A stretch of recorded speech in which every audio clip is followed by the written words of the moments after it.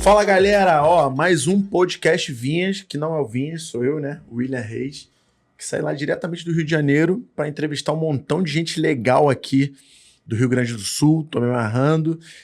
E hoje, a convidada de hoje, né, cara, antes de falar da convidada de hoje, a gente tem que fazer os agradecimentos, senão o Vinhas me dá um esporro. Agradecer aí a Red Bull, Academia Toro, Espírito Santo e as Estúdios Combo, né?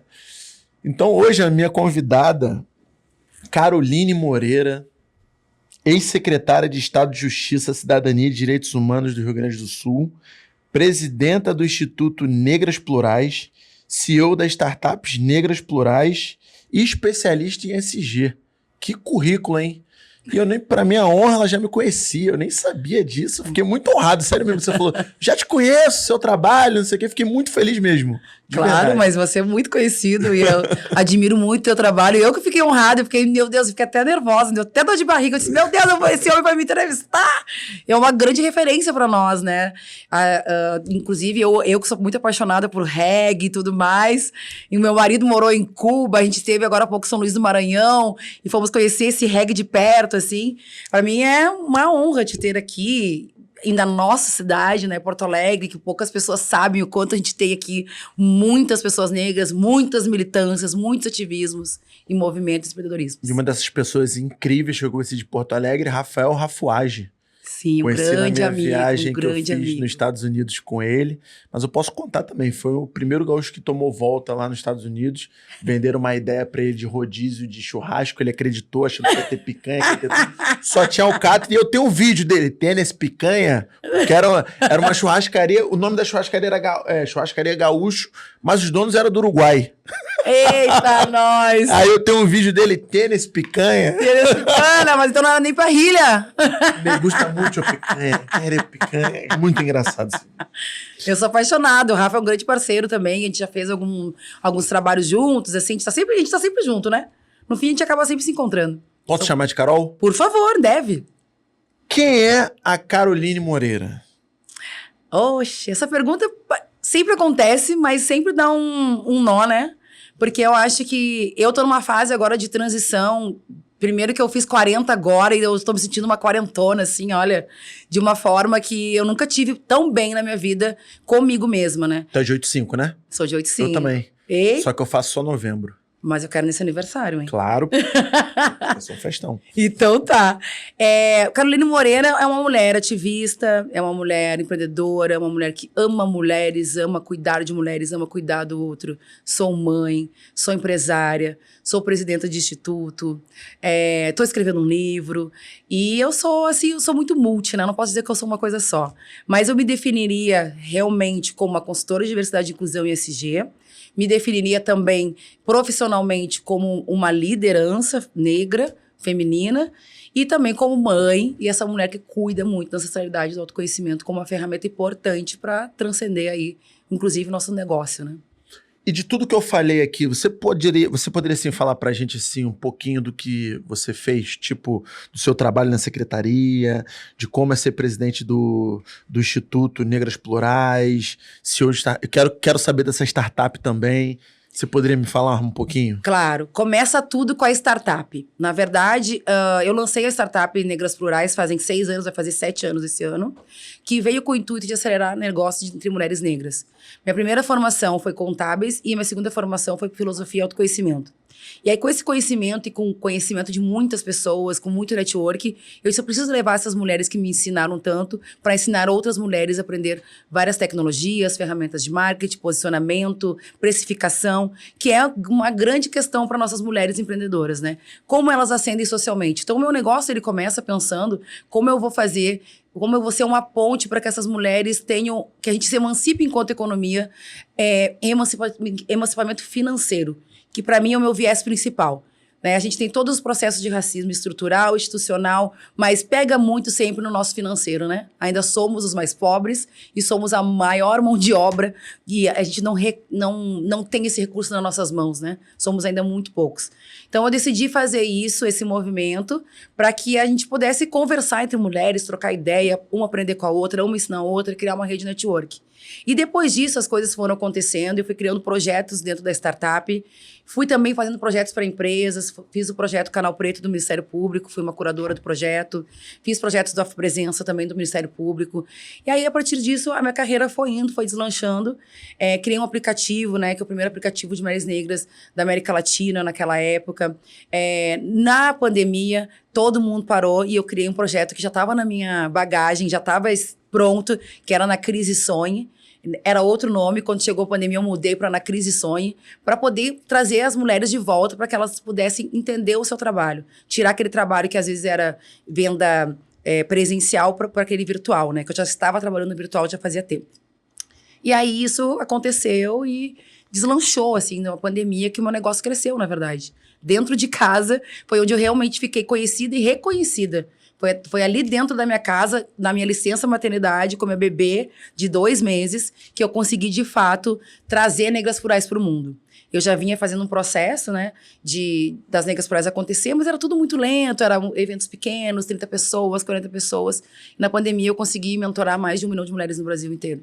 E no mundo, né? Que legal saber disso. E assim, um dos motivos de eu querer participar do Vinhas Cash, né, é que eu acho que você sabe muito bem disso também, é que eu vejo que fica muito, muito concentrado no eixo Rio-São Paulo, né? Parece que só o eixo Rio-São Paulo faz coisas incríveis na área social. Então, conhecer mais um pouco da história de vocês aqui que eu tô trazendo está sendo muito incrível para mim, até para eu também descentralizar isso, né? Porque a gente, involuntariamente, a gente também centraliza ali, né? Sim. Acho que só tem aqueles 2 eixos ali, não tem. O Brasil é muito, muito, muito maior do que isso, né? Exatamente. Então, eu participei até de um processo seletivo agora que era escolher projetos, né? Tipo, avaliava os projetos e essa tal empresa, ela cedeu, assim, o aporte financeiro maior, em grande maior número, Norte, Nordeste e Sul. Descentralizou do Sudeste. Sim, sim. E eu acho que isso é um caminho mesmo, porque acho que, inclusive, quando as próprias empresas, elas fazem, né?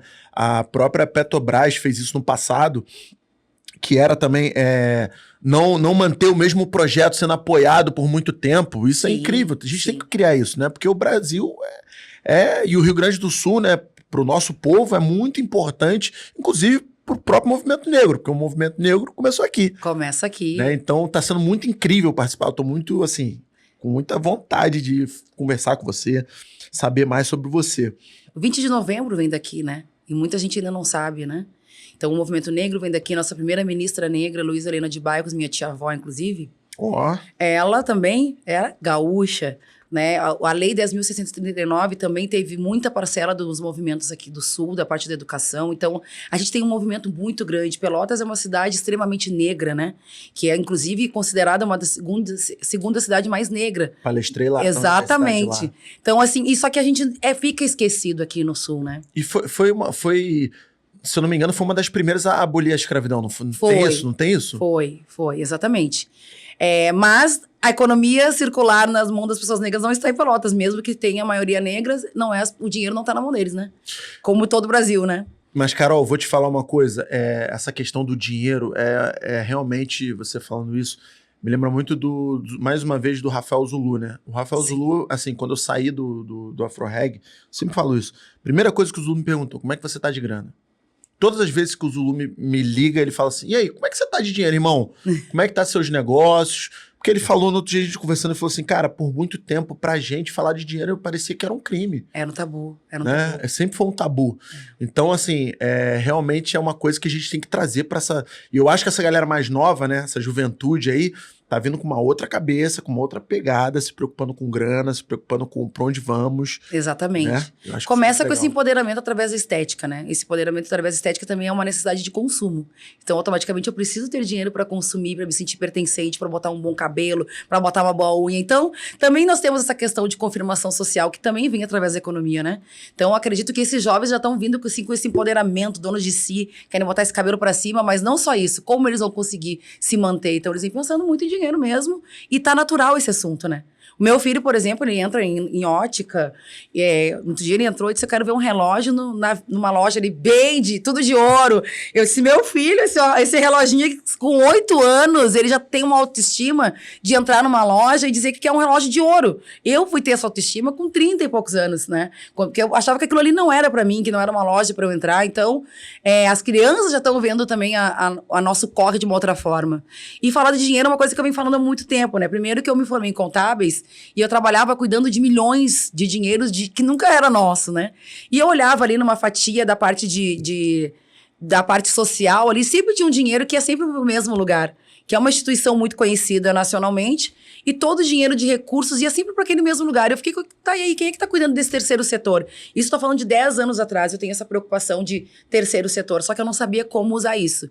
E foi através da minha vivência, uma péssima vivência que eu tive com racismo com meu filho, quando meu filho nasceu, que eu disse: eu preciso mudar isso aqui, eu não vou mais ser contadora, eu vou trabalhar com questões raciais. E aí eu mudei totalmente meu foco, fui estudar filosofia e autoconhecimento, que é uma filosofia e autoconhecimento eurocêntrica, e também vi que aquilo ali não era legal, que não fazia parte daquilo que eu queria aprender, então eu fui estudar outras filosofias, filosofia africana, que nós temos aí uma grande mestre que fala muito sobre isso, né?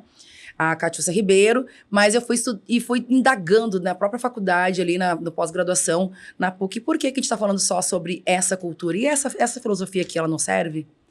E aí, então, eu causei muito incômodo, briguei muito. Ela é daqui, inclusive. Ela é, eu sim. Adoro ela. Ela é. As pessoas mais incríveis, assim, que eu conheço. Com certeza, com de certeza. De você querer passar um dia inteiro só conversando com ela. A gente se conhece há no mínimo 25, 35, É mesmo? 30 anos. Pô, adoro ela, adoro muito ela. Ela que me levou, inclusive, a primeira vez pro movimento negro. Eu conheci o movimento negro com ela. Isso eu tinha 15 anos. Não, já faz tempo, né, A gente tá gente? falando de uma das pessoas mais... Sem brincadeira. Uma das pessoas mais inteligentes do Brasil. Com certeza, com certeza. Ela é muito incrível. Ela é maravilhosa. Inclusive, assim, a gente teve alguns momentos que eu disse: vamos aí trabalhar uma questão financeira. Eu fui meio que uma coach dela durante uns tempos, pra gente fazer aquilo ali, aquele talento todo, vir pro ar, vir pro mundo, né? Monetizar com aquilo, né? Porque a gente, quanto o movimento negro é uma questão de empoderamento muito social, muito do nosso intelectual, mas muitas vezes ele fica desconexo da questão financeira. Então, nós precisamos lutar, sim, pelos direitos humanos, pelos nossos direitos, né? Enquanto questões raciais, mas às vezes fica desvinculado do dinheiro. Então, é só um movimento de, vamos lá, vamos lutar pelo nosso espaço. E o dinheiro agora que começa, eu acho que de um tempos para cá, começa a ser vinculado aos movimentos também, né? Que movimento é uma coisa, ativismo é outra, empreendedorismo é outra. São lugares diferentes, né? Caixinhas diferentes. Que se conectam, mas são diferentes. Exatamente, exatamente. E pra você, assim, já que a gente tá falando sobre isso, né? A gente tá falando sobre ancestralidade. Você falou que é um tema que você queria falar, queria conversar. Porque eu sempre pergunto antes, né, gente, o que a galera quer falar. Porque eu acho que isso é legal, né? Não é eu chegar aqui, por exemplo, li bastante sobre você, mas, pô, chegar aqui, falei, cara, o que você quer falar? E uma das coisas que você falou que queria falar é sobre ancestralidade. O que é ancestralidade pra você, hoje? Ancestralidade, pra mim, é a nossa raiz, né? É a única coisa que a gente não sabe de onde é que veio, mas a gente sabe que existe. Né? A gente, como a gente teve um rompimento da nossa história, a gente não sabe exatamente de onde é que vem esse nosso DNA, que tem um DNA de colonizador aqui no Rio Grande do Sul, né? Eu tenho DNA de portuguesa, eu tenho DNA indígena, eu tenho DNA negro. Você fez o teste? Não fiz o teste, eu sei pela minha árvore genealógica. Eu fiz o teste, mas eu já imaginava mais ou menos pelo que os meus pais falavam, mas eu fiz. E aí, como é que foi? Cara, acho que deu, tipo, quase 60% africano, 26% indígena, alguma coisa assim, 20 e poucos por cento europeu, e aí tem Oriente Médio, umas coisas bem, bem pequenininhas assim, sabe? Gostou? Cara, gostei, mas eu já sabia, eu já imaginava que seria isso, porque eu sei que por parte de pai, a minha família tem uma parada meio indígena mesmo, até os meus tios, meu pai tem um estilo meio de índio mesmo, e eu sabia que por parte de mãe, por ser do Nordeste, ali de Natal e tal, da região que minha mãe veio também, e a minha mãe é preta retinta, eu sabia que daria mais ou menos essa mistura. Mas o que me surpreendeu foi essa grande porcentagem de europeu. Mas Sim. vem também por parte de pai. Porque o meu avô era branco, minha avó era meio que índia assim, sabe? Sim. E o meu avô era branco. Mas a família da minha mãe não, toda preta. Aí eu acho que com certeza veio disso. Acho que tinha 5% italiano. Nossa! Eu não quero fazer porque eu não quero ter essa surpresa. Tinha 5% porque italiano. eu me considero totalmente afro-indígena, né? Minha avó é indígena. Eu também. E a gente vem descobrindo, inclusive, uma ancestralidade guarani, que é uma aldeia que eu frequento hoje em dia. A gente vem descobrindo realmente se existe essa ligação com os povos guaranis. E eu também sei da minha questão do meu avô, que tem uma descendência portuguesa, né, daquele que escravizou a minha bisavó. Então, assim, são coisas que escondidas, inclusive, na minha família, que tem um tio historiador que está estudando essa árvore genealógica há muitos anos, que tem muitas coisas escondidas justamente por causa disso, que tem um português, inclusive, muito importante na nossa família, que tem nome de rua em Porto Alegre, que até hoje não sei quem ele é. Será que vai sair uma versão Kunta Kinte brasileira? Eita, não. Porque a história do Kunta Kinte foi essa, exatamente. Né? Com a Sally, né? Exatamente. Ele foi pesquisando toda a família, né? A árvore. E aí chegou na história, isso é muito incrível. E ele era um cara que, ele não era muito ligado na questão racial. É claro que todo preto americano naquela época Sim. sabia tudo, mas ele não era tão ligado. Inclusive, quando ele escreve a biografia do Malcolm X, ele acha o Malcolm X radical. Nos primeiros contatos, assim. Depois ele vai, né? Pô, não tem como você escrever a biografia do Malcolm X e não aprender, né? E aí, quando ele vê, ele já tá totalmente envolvido, ele vai e parte para essa busca. E aí surge uma das séries mais premiadas da história da televisão. Raízes, né? Lindo demais. Nossa. É forte demais. É forte. Tem coisas que eu não consigo assistir até o fim. Nina Simone eu não consegui assistir até o fim. 12 anos de escravidão eu não consegui assistir até o fim. E também Raízes eu não consegui assistir até o fim. Mas você viu o Raízes antigo, né? Não é o antigo. A regravação, não. Não, a regravação. O antigo é pesado demais. E eu sofro muito, né? Eu sou muito sensível para as questões raciais e eu tenho uma conexão com a minha ancestralidade muito bonita e diferente. Então, quando acontece algumas catástrofes a níveis nacionais, eu sinto e eu converso ainda com algumas pessoas que estão trocando aí de plano.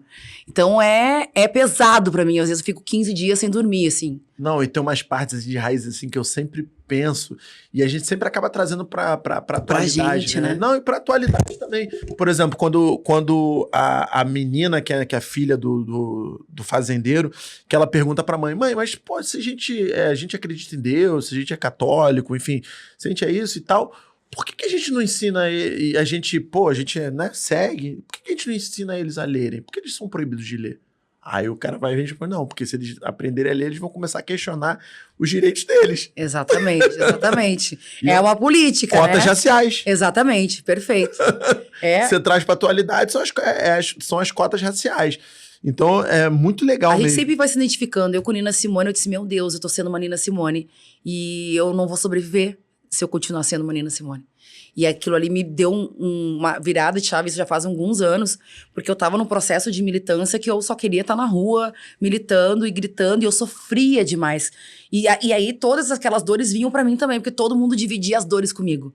E aí eu disse, meu Deus, como é que eu saio desse lugar de totalmente dor, sendo que eu nem vivi tanta dor assim. Eu sou uma mulher que vim de um lugar de certo privilégio, né? Meu pai é auditor fiscal da Receita Federal, a minha mãe, sim, dólar e tudo mais. Sou neta de 2 domésticas, tanto parte de pai quanto parte de mãe. Meu avô pintor, meu outro avô que não conseguiu, assim, usufruir de todos aqueles dons e sabedoria que ele tinha.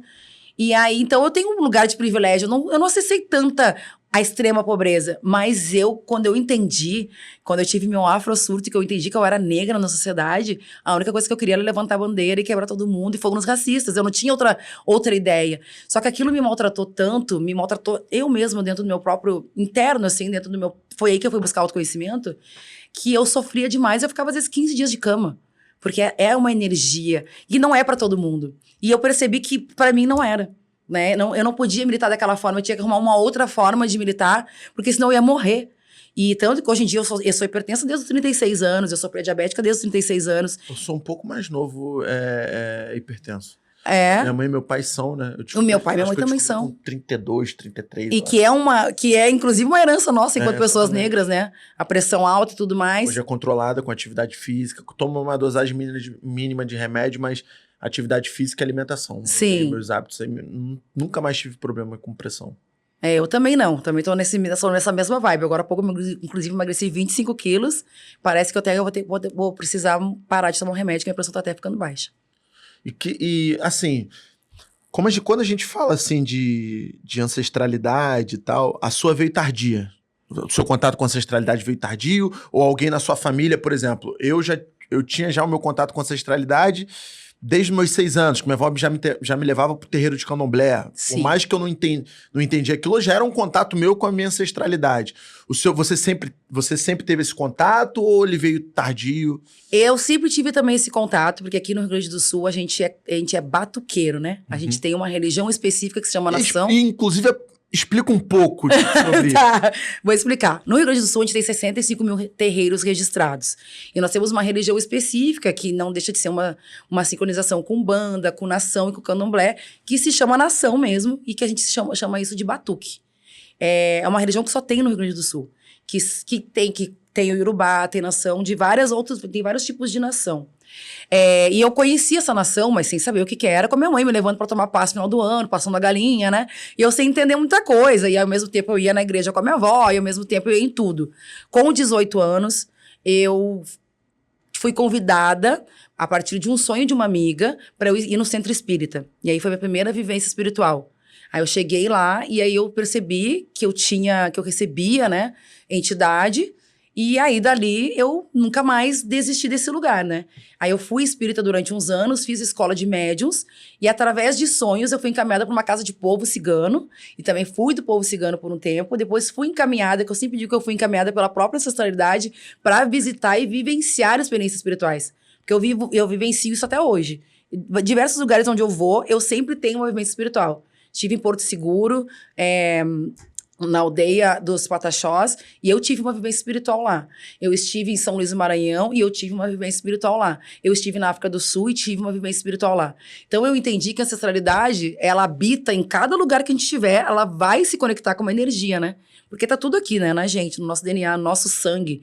E aí, quando a gente acessa isso e libera isso, e eu sou realmente aberta para essa ancestralidade, eu permito que essas energias me encontrem, eu sinto a ancestralidade em todos os lugares que eu vou de forma totalmente diferente.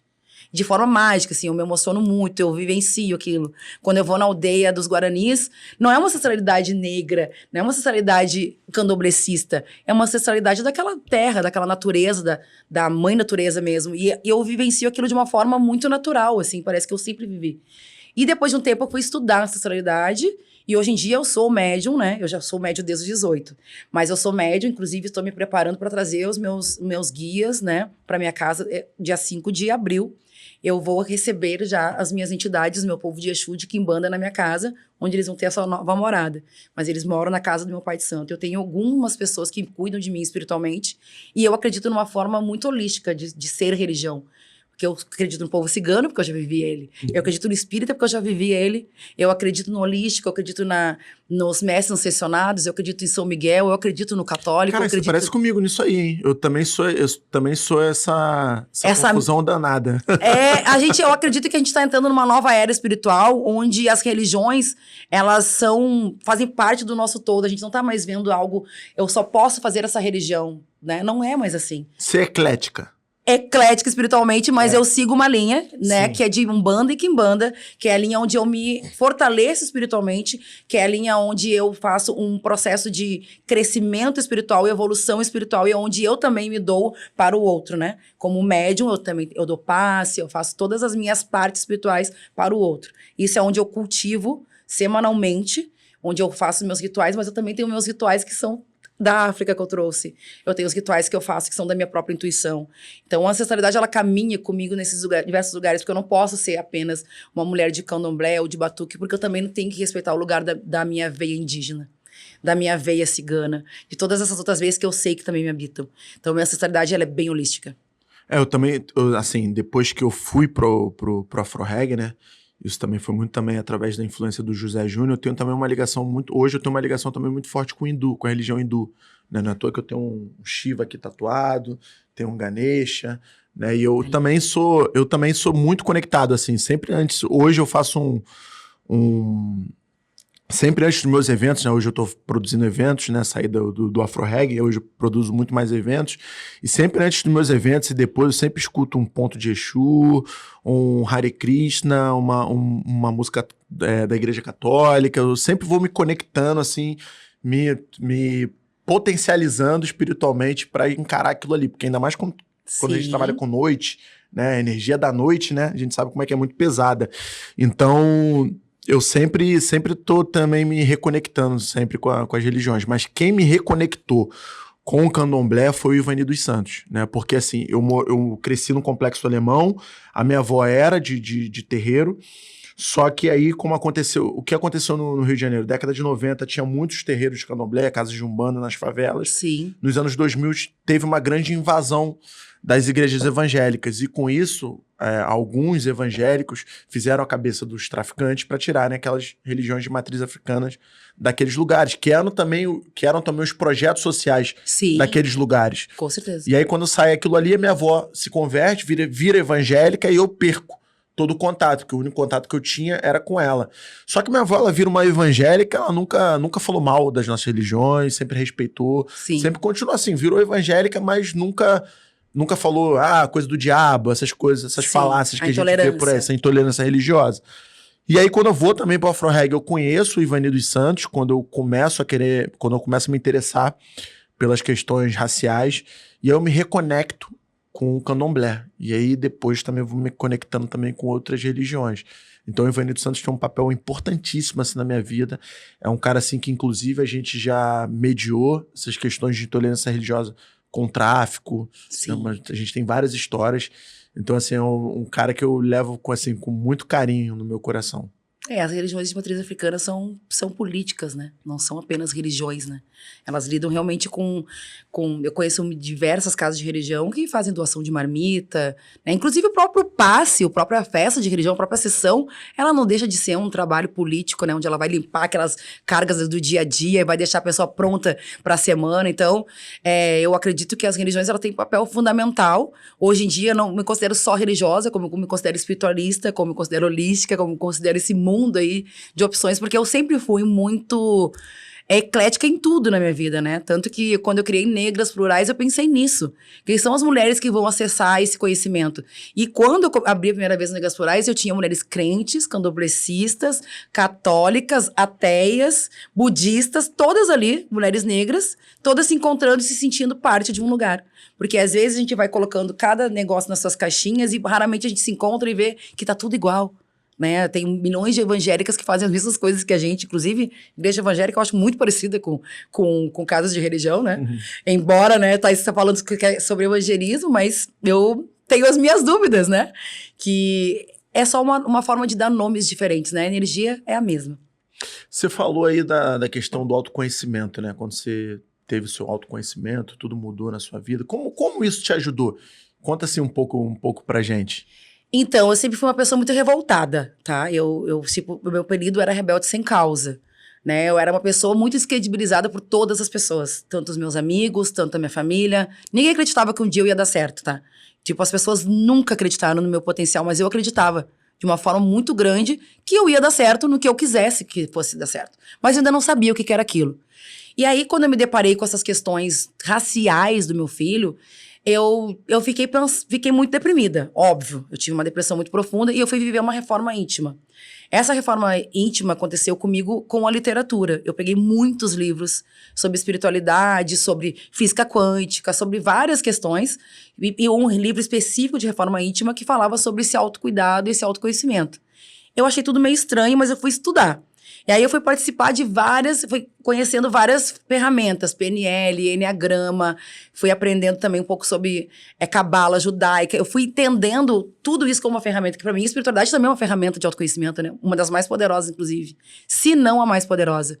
E aí tudo isso para mim entrou como autoconhecimento. E quando eu fui fazer pós de filosofia e autoconhecimento, eu entendi que é isso. Como é que eu vou me curar das minhas dores? Como é que eu vou perdoar as pessoas que nunca acreditaram em mim, se eu não acredito ainda o suficiente? Então, eu precisei me erguer de muito conhecimento, de me fortalecer, de negar aquilo tudo que foi posto pra mim, que foi dito, tu não vai conseguir, tu é uma fracassada, não vai dar certo, tu só quer festa, tu só quer curtir. Eu fiz isso na hora certa, quando eu tinha 20 anos.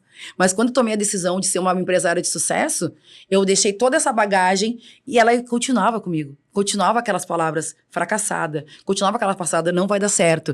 Então, o autoconhecimento me disse assim, não, vai dar certo. Tu tem uma força que tá dentro de ti, e isso vai dar certo. E eu fui usando todas essas ferramentas, e aí, a partir disso, eu fui criando meu próprio mapa mental. E aí, nesse meu mapa mental, eu entendi os meus dons e fiz isso virar algo exponencial. Então, para mim, o autoconhecimento, ele veio como um processo de cura, e depois eu acabei, dividindo esse autoconhecimento, hoje em dia, com outras mulheres, né? Coloquei isso dentro da minha ferramenta, do meu negócio, das minhas metodologias que eu criei para o meu negócio de empreendedorismo, do Negras Plurais, eu coloquei a ferramenta principal, o autoconhecimento. Se a gente não se conhece, se a gente não se autopercebe, se a gente não se autocura, se a gente não se autocuida, como eu vou fazer um bom negócio? Porque eu aprendi muitas questões técnicas sobre dinheiro, sobre precificação, sobre marketing. E o que adianta ter todas essas ferramentas se eu não sei o meu potencial? Se eu não sei onde é que está a minha maior força? E que não está nesses números, na metodologia, na estratégia e na técnica. Está no teu coração, está dentro de ti. Está naquilo que vem de dentro, daquilo que tu aprendeu quando era criança. Eu sempre fui uma pessoa que busquei informações inquieta. Mas hoje eu descobri que eu sou TDAH, né? Mas até então eu só era uma maluquinha que não parava quieto um minuto. Mas essa inquietação tinha um nome. Eu estava tentando me reconhecer num mundo que dizia que eu não podia existir. Então, foi a melhor ferramenta que eu tive na minha vida, foi o autoconhecimento. E eu trabalho o autoconhecimento diariamente, porque a gente não se conhece hoje, amanhã a gente é outra pessoa. A gente vive diversas transições energéticas, espirituais e inclusive de aprendizado mesmo, né? A bagagem que eu tenho hoje é diferente, porque eu fui na África do Sul ano passado e eu trouxe uma outra bagagem e eu já vim diferente. Quando eu vou para São Luís, eu trago uma outra bagagem, eu fico diferente. Então, eu já não sou mais a mesma Carol, eu preciso me reconhecer diariamente. Então, o autoconhecimento hoje em dia faz parte do meu dia a dia, assim. Caramba. Pô, te trouxe uma... E é o que você falou, né? Você já tinha toda a parte técnica, mas se a gente não se conhece, né? Como é que a gente vai executar isso, né? Porque a gente fica tímido, a gente fica com medo. A gente acha que não é o suficiente. Aí vem aquela síndrome da impostora, né? Então, eu tenho tudo isso aqui, mas eu acho que eu não tô pronta. Eu não sei se isso aqui vai dar certo. Fica na dúvida. Quando tu sabe que tu é poderosa, que tu é potente, diz, vai dar certo. E eu vou fazer, e se der errado, eu vou fazer de novo até dar certo. Tu começa a insistir até tu virar craque. Tu vai testando. Porque quando a gente não se conhece, o medo vai nos burlando, né? E vai nos sabotando. E a nossa sociedade faz com que a gente viva com medo.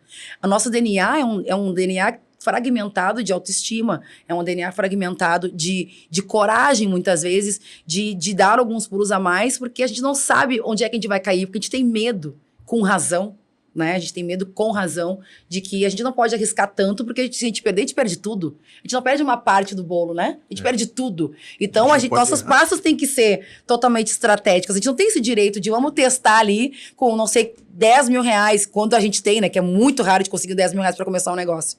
Com 10 mil reais, como tem pessoas que investem 10 milhões e vão tentar a sorte e dá errado. A gente não tem esse mesmo lugar, né? Então, a gente não pode errar. Por isso, essas estratégias são importantes, né? Hoje eu fiquei sabendo, vamos entrar na parte polêmica desse podcast. Hoje eu fiquei sabendo, aí depois eu fui lembrar lá atrás, né? Que realmente a gente já se conhecia mesmo, não de ter se falado, mas de histórias, né? Inclusive de alguma treta que já teve e tal. Aí quando você falou do Roger Cipó, que é um amigo nosso em comum, né? Que é lá de São Paulo, que é um cara incrível, né, que tem todo dia uma história preta, muito legal esse projeto, maravilhoso. Né? Muito bacana. O Cipó fala que é o cara que é assim, o melhor cara que sabe se vender. Sim. Na internet. É. Não tem pra ninguém. Ele se vende muito bem. E ele faz de uma forma muito caprichada, ele é muito caprichoso, né? Em tudo que ele faz. E aí eu lembro realmente disso, que teve uma treta, aí você vai relembrar isso, eu vou lembrar muito com mais profundidade disso, mas eu lembro que eu te defendi mesmo. Que foi uma treta que envolveu a Luísa Sonza. Sim, sim. E eu queria que você contasse um pouco dessa treta e quais as lições que você tirou disso, né? Eu acho que, infelizmente, né, eu acho que o processo de auto-ódio entre a gente foi feito com excelência, porque muitas vezes é a gente mesmo que sabota os nossos, né? Isso eu fico muito triste com isso.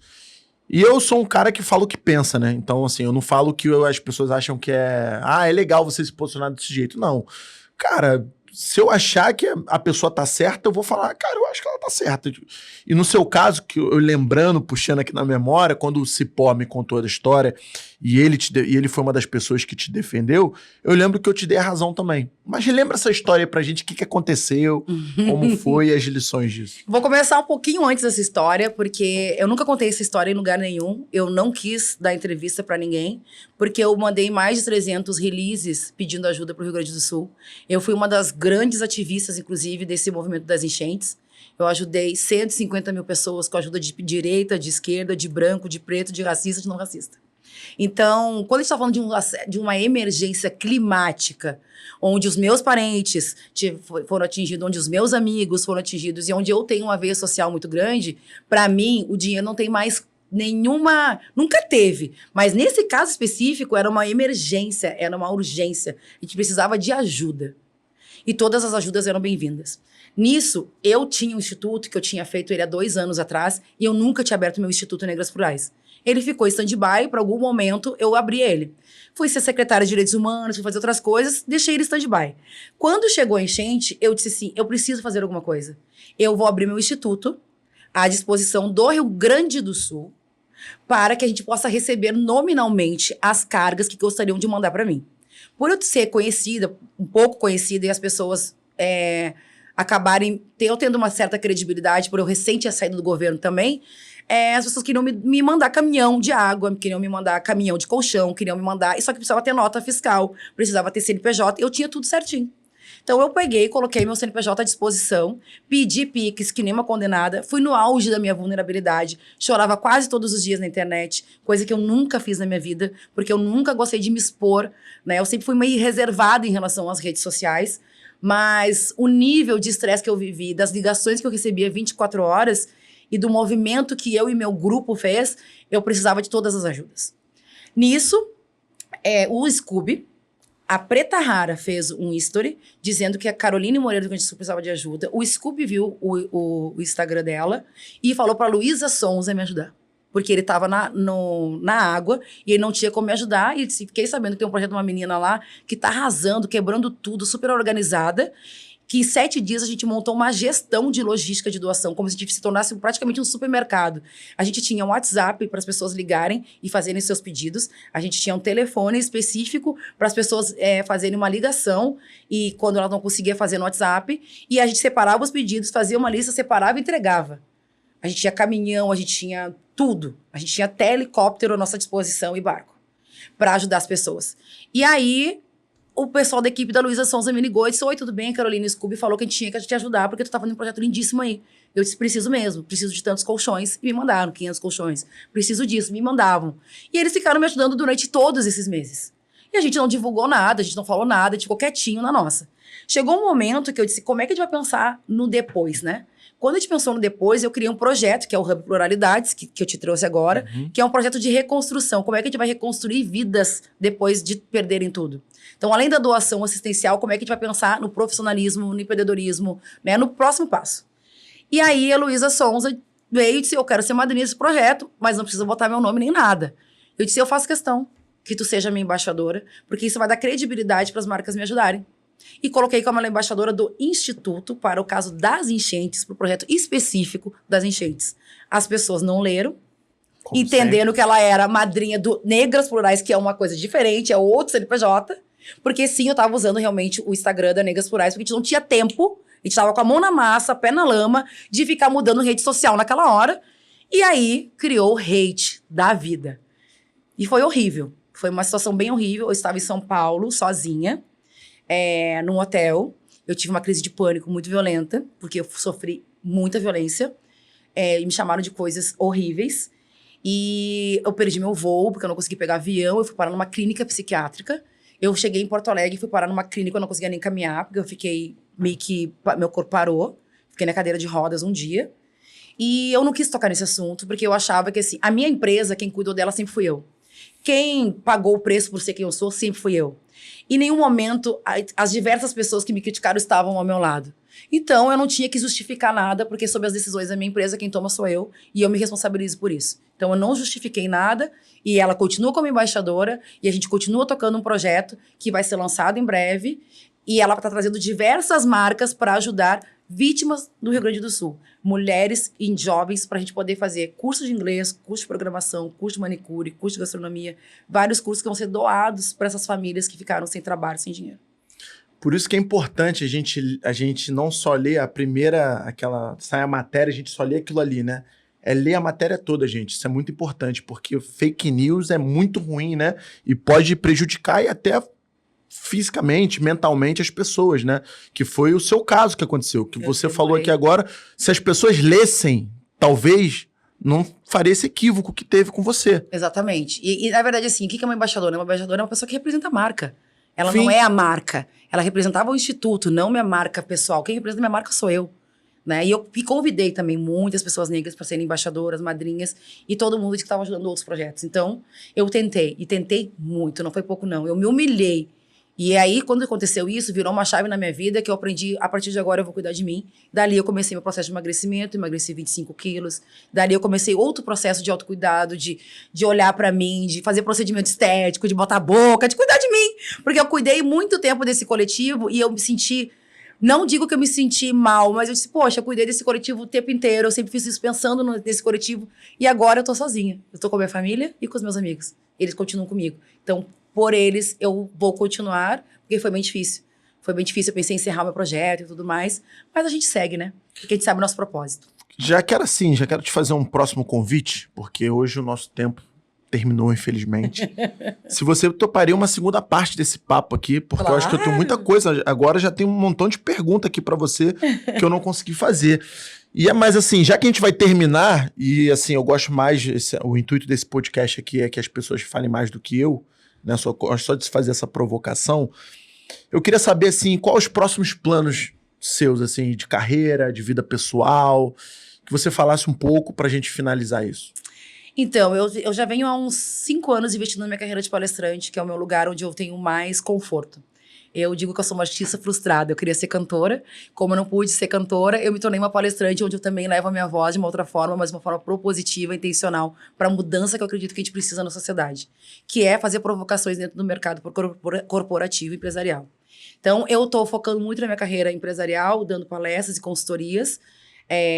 E também nós estamos com esse hub, que é um projeto dividido entre comercial e institucional. Então, o institucional, não sou mais eu que cuido, tem uma gestão que cuida do meu instituto, que a gente estava de todos esses projetos que eu falei dos cursos de empreendedorismo, gastronomia e tudo mais, e tem a parte comercial, onde a gente vai fazer com que essas mulheres trabalhem nesse espaço. Então, a gente está criando um spa energético, onde a gente vai trazer essas medicinas africanas e de diversos lugares para as pessoas também experimentarem isso e levarem para suas comunidades esses processos de cura, porque a gente vive ainda no Rio Grande do Sul, pós-enchente, muito doente, adoecido mentalmente, com pessoas extremamente bagunçadas, né?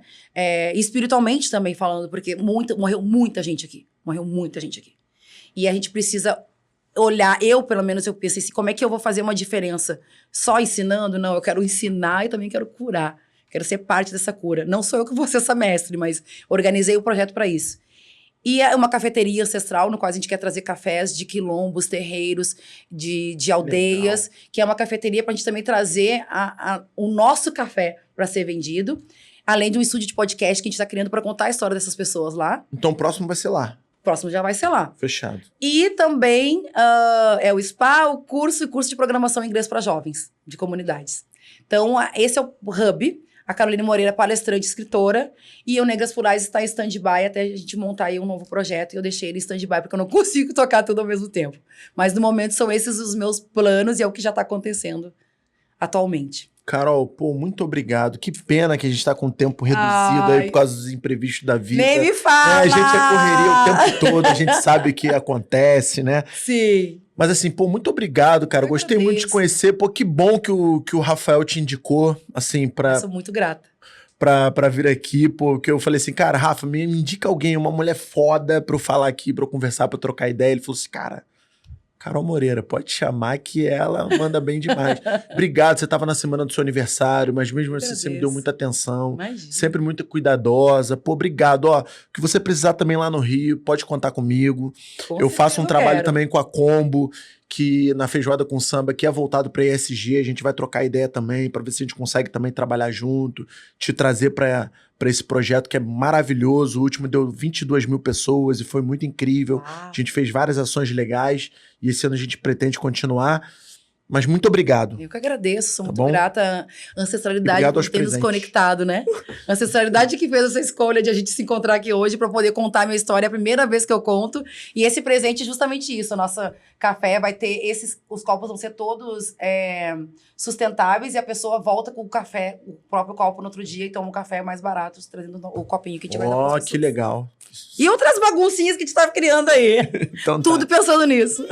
Gente, obrigada. Obrigado aí. Espero que vocês gostem desse papo. Foi pouco, mas a gente vai ter uma segunda parte dele. Valeu? Valeu.